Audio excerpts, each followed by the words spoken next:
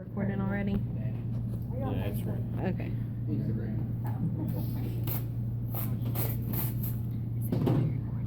Ready? Yeah. Alright, how to change a flat tire. Why is it important to know how to change a flat tire? Never know what kind of situation you might get in, driving on the road, especially around this time of year, some bad road surfaces. It's important for everybody, male, female, to know how to change a flat tire. Step by step.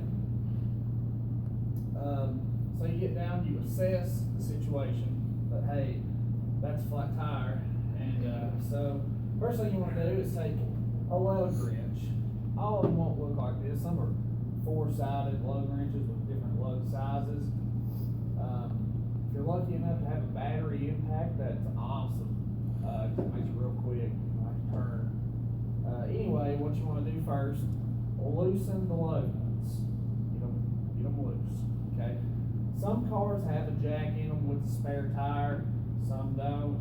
So Walmart sells a $20 roadside emergency kit with a jack, jumper cables, just about anything you need. Then you're gonna take your jack it under the frame of the car, get that flat tire up off the ground, take that lug wrench and just loosen that lug nut until you can just get it off, slide that flat tire right off of there. Then you're gonna take the spare tire that you got in your compartment under your vehicle, wherever it might be, slide it right on, take those lug nuts, tighten back up with this lug wrench.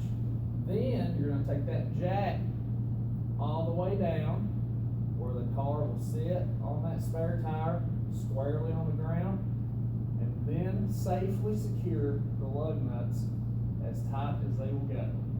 You're on the road.